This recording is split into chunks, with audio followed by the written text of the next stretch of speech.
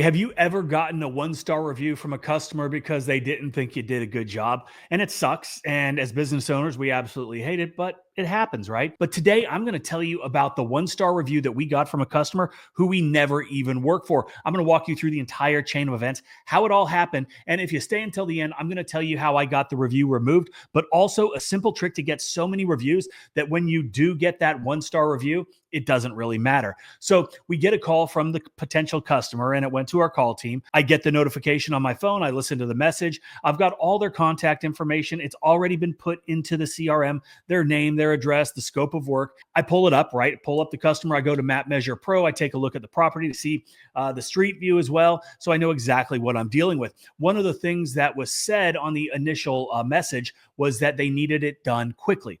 And this is typically not a red flag at all. It's actually a very great thing because it kind of puts you, the business owner, in the driver's seat, right? If they are in desperate need, they're not really in a place for negotiations. And if we're capable of doing the job in the time frame that they need, then that gives us the ability to possibly increase our prices, which is a very good thing.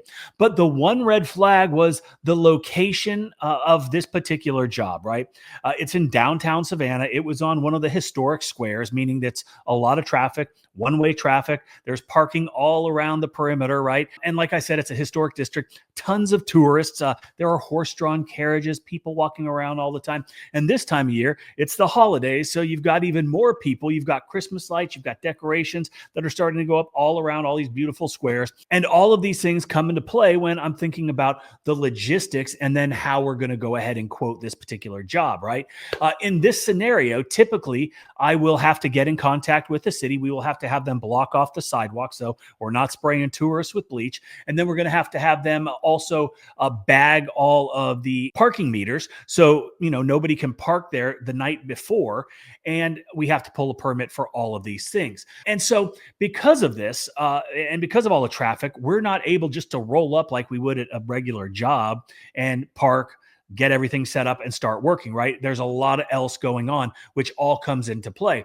And so because of this, and it was a 4-story building and they only needed the front of the building done. And they also needed the pavers in the front of the building done, right? So this job wasn't going to take us a long time to actually complete the work. But like I said, the logistics is what was going to be the obstacle. And because of all this extra work for this particular job, that didn't really blow my skirt up. So when we're in a scenario like this and you have the lead flow to be able to make decisions like I'm about to tell you I made, and you're not desperate for work because you have enough business on the books, that sometimes you can just walk away from jobs that might be a little bit of a pain in the ass. And fortunately, that's where my business is. So I quoted this job at $4,200. Now, that is probably about $2,200 higher than I normally would have quoted this if this was just in a different part of town. Parking wasn't an issue. Say they had a parking lot and you were just going to be able to pull up. You weren't on a busy street with no parking. But again, this is my business and I get to decide how I want to quote it, how much I want to quote it for. And the customer also has the ability to either say yay or nay. That's on them. They have the choice. They can make that decision. I don't have anything to do with it. I just present the price. But if we are going to take on this particular type of job, we are going to get paid because it is a little bit more work, a little bit more planning, a little bit more logistical bullshit than, quite frankly, I really want to mess with, right? But we are willing to mess with it for the right price. And if you think I am wrong for using that as a negotiation tactic and increasing my price because of the logistical challenges, let me know in the comment section. But if you think I'm right, if I'm dead nuts on, if I should charge for all of the headaches, then let me know that as well. Regardless, I go ahead, I write up the estimate, I push send, and it gets delivered. About 10 minutes later, I get the notification that the customer has viewed the estimate. Then about 30 minutes later, I get a reply to the email asking if we knew that they just needed the front of the building and the front walkway done. And I responded back, absolutely. We were fully aware of the entire scope of work. The quote is accurate, and to let us know at least a week in advance so we could get everything taken care of as far as pulling the permits, getting the parking meters bagged, because that takes a little bit of time, right? We're working with the city, we're working with some bureaucrats, and that just takes a little bit more time. So I let them know that. And she said that she needed to get approval and would let us us know. Well, I didn't hear anything back from them. And I'm assuming at that point that they went with somebody else because, I did let her know that we needed at least a week in advance. And she had told me that they needed it done in a hurry because they had something happening on a specific date. Well, that date was quickly approaching. And like I said, I didn't hear anything. I'm assuming when she called me back and said, you do know it's the front of the building and just the sidewalk, right? That my price was significantly higher than everybody else's, as was my intention. Again, when you've got enough lead flow, you're not really concerned about every single quote that you send out. You just send them out, right? And you let your email sequences do the follow-up so you don't have to think about it. And then you move on to other opportunities and things that can help your business other than what you've already done, right? Those quotes that you've already sent out. And with all of that being said, anybody watching, can you tell where this one's going, right? Well, about a week later, I get a call from the lady saying that they want to move forward and wanted to know our availability. I told her that we would definitely be able to take care of her after I got all of the logistical BS taken care of, which would probably be another week. She said that they needed it done in 2 days because they were having a professional photo shoot taken of the building and they needed it to look perfect. I reminded her that she needed to let us know at least a week in advance. I told her this weeks ago, and she begged and she pleaded. Apparently, they had hired somebody else, like I had thought, probably somebody that hadn't, had the same experience with, this particular type of job and all the things that were going along with it. And they weren't able to get the job done. So now she is in a panic. She is calling us back, trying to get us to get it done in a short time frame, which, I warned her about. And I ended up saying, look, we're going to try to help you guys out. I did want their money. The price that I quoted was really good. So I told her that I would have one of the guys go down about 5 a.m. the next day in the hopes, fingers crossed, that there would be some sort of parking available. Pedestrian traffic wouldn't be an issue at that time of the morning. And hopefully we would be able to get it done. We'd get everything taken care of. Everybody would be happy. But I would let her know by 6 a.m. whether we were going to be able to knock that out for her or not. So she was unbelievably appreciative, right? Thanking me profusely, saying that her bosses were going to be so happy because they were so pissed off at her that she waited to the last minute and hired a company that couldn't do it because they were just cheap. She had also mentioned that after talking to me, the company that she did hire, she asked them about the permit, about bagging the parking meters, and they said that it wasn't a big deal. They didn't need to worry about it, and they'd take care of everything. So obviously that didn't happen. We show up the next morning, 5 a.m. as promised, and there was not one parking spot available, right? There wasn't enough for any truck and trailer to get in so we could, do the job. So I get the text message, hey, I got no parking. So I told him to hang tight, park illegally just for a little bit in case any of the cars, they left for work, they got out of there, whatever the case. He waited around for about 45 minutes, no car movement at all. So I told him just go ahead, go grab a coffee, wait for the next job, which started at 9:30. So I sent her a message letting her know what was going on. And of course, she started freaking out again, asking if we could come back the next day. Okay. I told her that we had already gone way above and beyond. And, I sent my guy down there. I paid him to sit around and wait for basically 4.5 hours. And she said that they needed it done and she would be willing to pay us for that 4.5 hours, whatever it would take. So I told her that we would try again the next morning. We'd head down there just to see if anything, was different. I wasn't expecting it. And, I even hate to have my guys go down that early because that's not what we typically do. I also called the city to see if there was any way that we could get like an expedited permit to bag the meters, but that was also a no-go. So I went ahead, I pushed the first job the next day back a couple hours. I let that customer know so I didn't get a bunch of phone calls when they see that it's 8:30 and nobody's there, because God knows some of these customers call and text and email if we're just 3 minutes late. Are you still coming today? It's 8:35. So anyway, I go about my day, right? Then I get a text message from the girl sending me a bunch of pictures of some courtyard that I'd not seen before, telling me that she needed to add those in, get those done too. And she explained that it was on the back side of the building. Now, this building takes up an entire city block, and the opposite side of the building faces all of the same logistical challenges and nightmares that the front of the building does. There's no parking over there either, lots of traffic. And then she tells me that there's also no water on that side of the building, which is no big deal because we got water tanks, but we're not going to be able to get to the other side of the building from where we're at. And I know we're not going to be able to find a parking spot if we even can the first time. And of course, all of this is because they waited so long to let us know what they they needed. And then they're adding on additional stuff because they chose to hire the cheaper guy that wasn't prepared to be able to do the job, couldn't get the job done, which ended up putting them in the scenario where they are now. They are desperate. And then they're thinking that we were going to be able to perform miracles, even though I was completely upfront, right? Completely transparent. I told them multiple times that we needed at least a week in order to get all of the things put into place that would allow us to do this job for them. But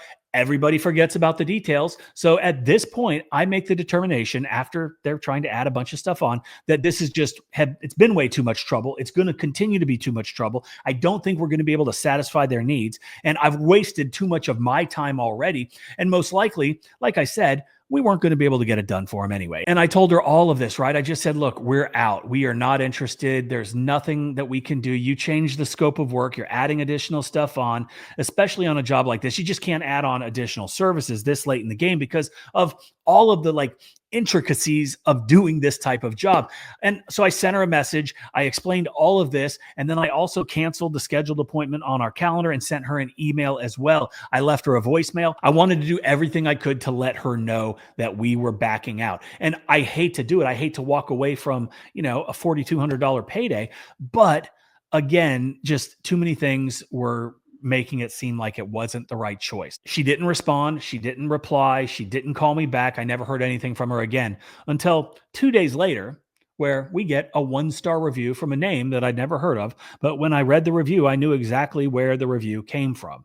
And it was this lady's boss, as I found out later. And quite honestly, a 1-star review is not good. But when you've got enough reviews, a 1-star review doesn't really make a whole lot of difference because you've got a proven track record, right? People can see you've got a tremendous amount of reviews. Maybe you've got a 4.8, a 4.9 rating, but it still pissed me off beyond belief because this lady was never even involved in the equation. I've never spoken to her. I never exchanged emails with her. And I know for a fact that she probably wasn't getting the full story.